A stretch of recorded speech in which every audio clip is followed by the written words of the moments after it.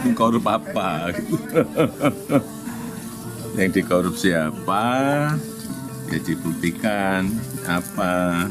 Ya sekarang kan banyak sekali fitnah, banyak sekali framing jahat, banyak sekali tuduhan-tuduhan tanpa ada bukti.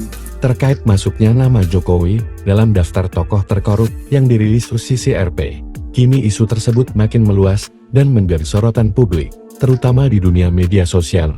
Nama Presiden ke-7 RI terus menjadi sorotan. Kali ini ada yang mengejutkan publik dunia media sosial. Diketahui akun pengguna Mensoso 10 bercentang biru, yakni Anomoset CIB3RUJ1 secara terang-terangan mengancam membongkar dugaan korupsi mantan Presiden Indonesia, Jokowi. Diketahui melalui laman 10 miliknya, akun ini menyampaikan ajakan kepada akun anonim di dunia, guna membongkar kasus korupsi terbesar yang dilakukan oleh Jokowi atau Joko Widodo.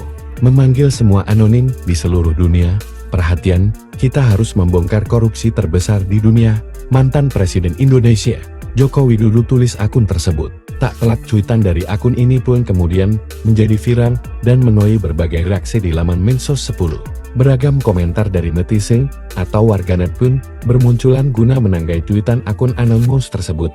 Bahkan ada yang berkomentar agar Gibran dan Kaisang anaknya Jokowi untuk turun tangan guna membantu sang bapak. Sebelumnya dengan santai dan tegas, Jokowi sendiri telah memberikan pernyataan resminya.